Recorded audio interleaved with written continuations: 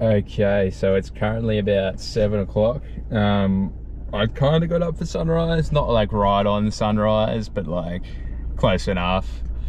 Got a few cool snaps. It was pretty nice down by the water. It's like the sun had just come up above the water there. Been pretty lucky with the weather. Like, it's been so nice so far. Looks like another perfect day.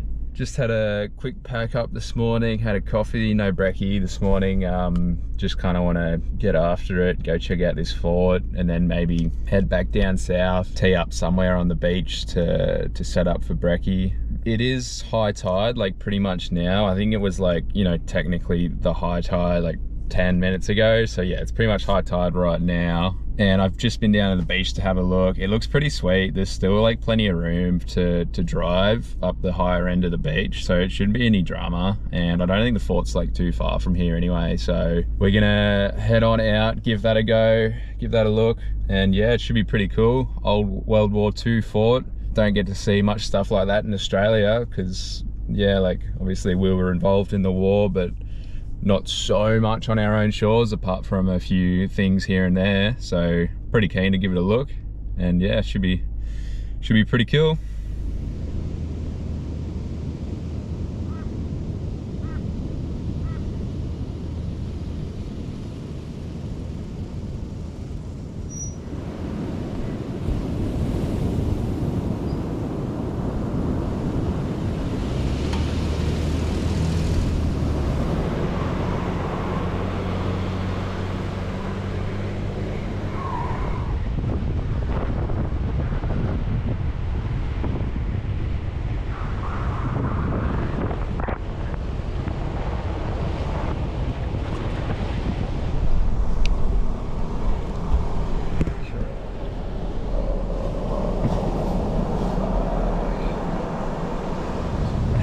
Slight change of plans. The high tide's like way higher than I thought. Turns out it's like sweet where I was camping, but further up it's no.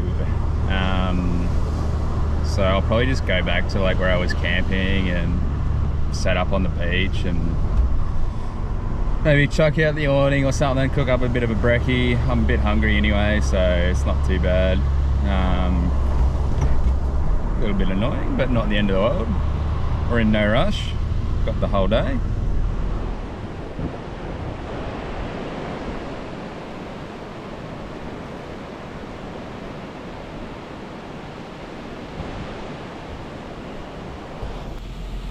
Okay, so we're gonna have another crack at this. The tide looks like it's gotten decently lower. And just having a look on the map, the actual like parking area for where you park specifically like for the fort, looks like it really wasn't too much further than where I got to, where the water was too high. So I think even if it's like close, worst case I can maybe like time the tide and just like sneak up on in there. But yeah, I've had a feed. I'm pretty keen to check out this fort, so let's do it.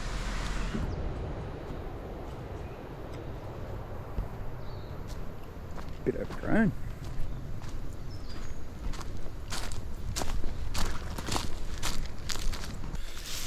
As you can see, there isn't like a track anymore.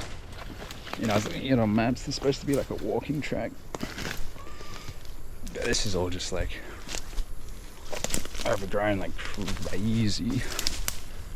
I can't even like distinguish any kind of track here.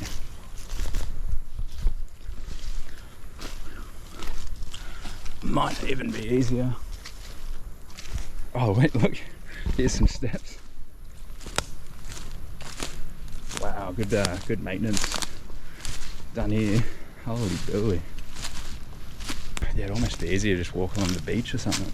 This is ridiculous. Like, where does the track go from here?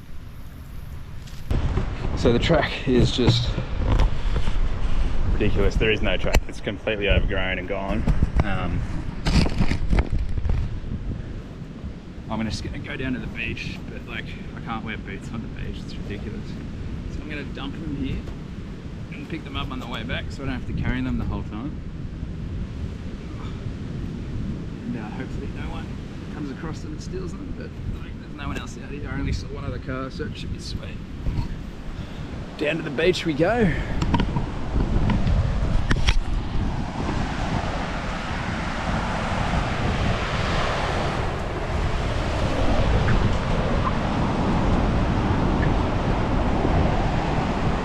Just before the signs, I'll try and remember that.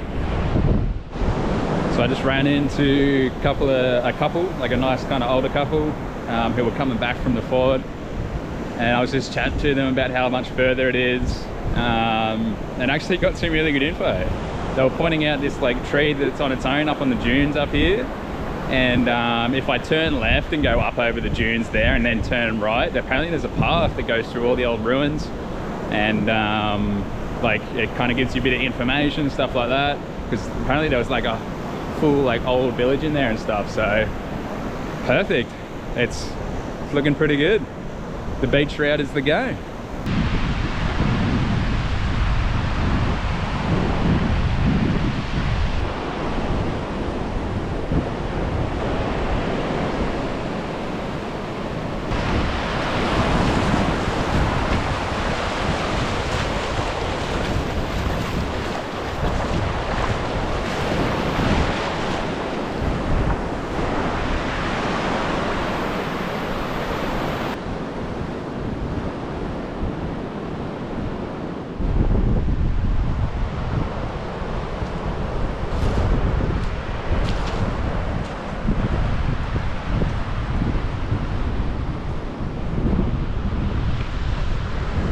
Another 2Ks.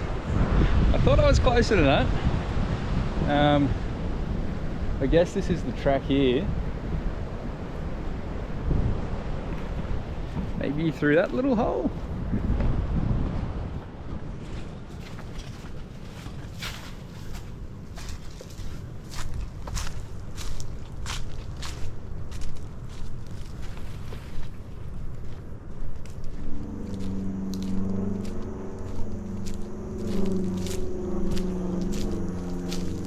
Kangaroo.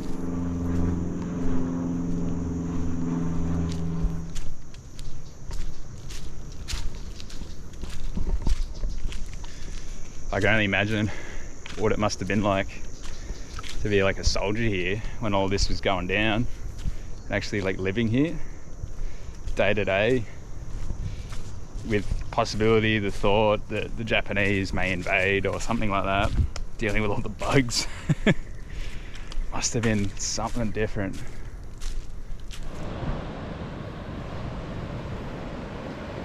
Some kind of old structure.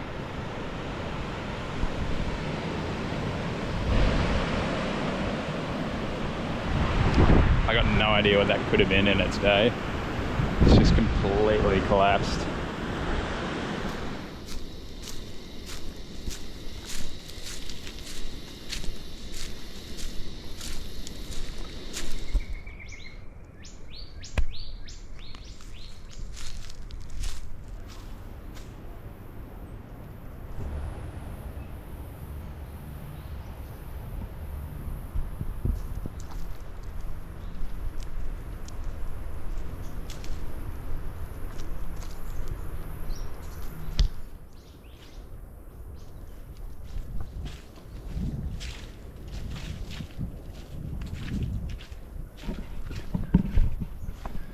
The further and further I go, I am noticing like heaps of structures. So it must have been pretty extensive what was set up here. Like it must have looked so different, you know, what, like 80 years ago now. Because there's just like so many structures around, like everywhere you look there's like pillars and foundations and whatnot.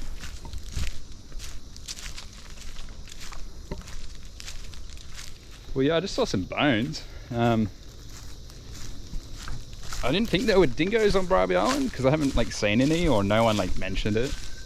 Because like on Fraser, it's like this big thing that, like, you know, be careful of the dingoes, because there are really so many and you run into them like quite often, and you know, there's certain things you should do and not do and whatnot. But I didn't hear like any mention of them in terms of Bribie.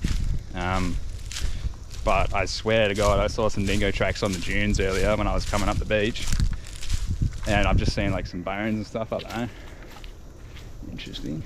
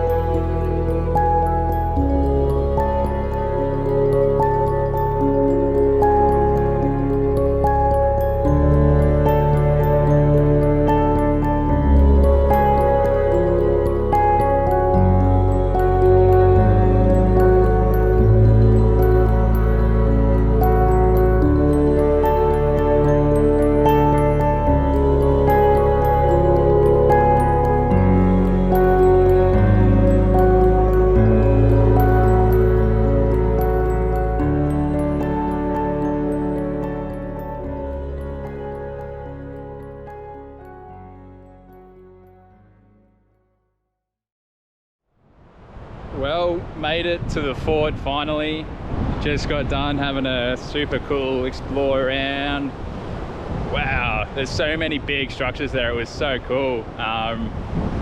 So after like walking through the hellish rainforest, battling a mosquito every 2 seconds, I reckon I killed about 100 mosquitoes without even exaggerating, walking through that rainforest. You come to this epic fort at the end of it, and it's huge. It's really massive. I don't know what I was picturing, but it was really big. And there was some really cool like information there. On the board it was saying they used to, back in its day, it used to be like fully camouflaged and whatnot. And then there was like two like the actual fort style ones. There was one where you first come like out of the rainforest there, and that one apparently is where they held like a gun that could be in use within 24 hours or something. And the other fort, which was a little bit further up, had like a gun that was always in use. So it had like this picture of this insanely huge gun, and it said they used to house the high explosive ordnances like in a vault below the actual structure with like a steel door or something, just like so it was away from the flash from whenever the gun fired, that they wouldn't like all explode. And the doors were like lined with copper or something, so even if like you slammed the door, there couldn't be a spark that was created to like set them off, which was insane. And it also said the projectiles that they would fire were like 46 kilos, something truly ridiculous. But yeah, like at the main one, it had some like cool info. It talked about how obviously I said it was like covered in camouflage in its day. It showed like a couple of pictures of the lads just like sunbaking there like on the balcony. It said like they didn't really care about the bugs and stuff like that. They just were like happy to be like on this tropical island. They weren't too like worried about it all. And then there was like another guy just like chilling on one of the artillery guns in the shade. Apparently they never actually fired the guns like in combat. Oh, yeah, obviously they only ever fired them for like target practice. So I guess like we're pretty lucky in that regard, aren't we? But yeah, like further up from like those main couple of forts, there was these two little like hut looking things, and they were called the mine control huts. Like back in their day, they would have actually been kind of semi buried under the sand. And at first I thought they had like these chimneys coming out of both of them, but they were actually like these air vent tubes So like the main structure would have been like covered in sand, and the only way they were breathing or like getting oxygen and air down there was like just these like tubes coming out of the roof up into the air, and that would house these like big generators that were hooked up to the actual mines out at sea, which is like pretty crazy to think about. And I was reading on the board there, it was like, it's like probably a bit too complicated for me to understand, but it was something like if it got, there was like 2 lines running out to the mines, and then like if one signal went off, it would like semi-trigger it, and then it would need like it's like a magnetic signal. I guess if like a ship came over it and it sent like the metal, it would send like a magnetic signal through, but it wouldn't like explode the mine yet. It would wait for a second magnetic signal, and then it would trigger the explosion of the mines. I guess that was like some kind of fail-safe. I'm not sure exactly like why. I'm assuming either it was because the ship would be directly over the mine after it had triggered the magnetic sensor twice, or if it was to like prevent the mines going off for something else. Like if it just got like a random magnetic sensor that wasn't a ship, it wouldn't like go off all the time or something like that. I mean, I don't really know, I'm just guessing. And then it said there was like a observation hut just beyond that, but it looked like it sunk beneath the sand. I could see like the tops of some structures and stuff, but you couldn't really see much. But apparently that's like where they would, you know, target the actual like ships and stuff, and they would be like the battery targeting, and they'd have to like send out the signals to be like, all right, like target, you know, such and such degrees, like east, you know, yada, yada, yada. But obviously that never really happened. Yeah, it was super cool to see something like that in Australia. It's not something you see much of in Australia, because obviously like we were involved in World War II, but very, very briefly on our own shores, thank God. Only the submarines that popped up in Sydney, and then obviously the attack on Darwin. To my knowledge, apart from that, there wasn't too much action in Australia, which is very good. But yeah, all in all, pretty cool. Hell of a journey to get there, man. Oh my Lord, through the rainforest. We're on this like super hot day when there's like no breeze in there, and like the mozzies are just attacking you every 2 seconds. Absolutely mental. But like also to get through that, and then at the end of it come to this epic fort right on the beach, and it's like I've got the whole beach to myself, there's no one else around, and the water is like this beautiful crystal clear color, like well worth it at the end of it. It was like having the hard walk, the slog, sweating it out, like battling all these mozzies and stuff, made it like so much cooler to actually get there and like check it all out. So happy to have done it. Heading back to the car now, and gonna be heading off the island. Gonna go pump up the tires, wash off the car, head back home, back to life. But it's been an awesome couple of days. So happy to have come and checked out Bribie Island. Such a cool spot. I'll definitely be back again in the future. But for now, it's time to head home.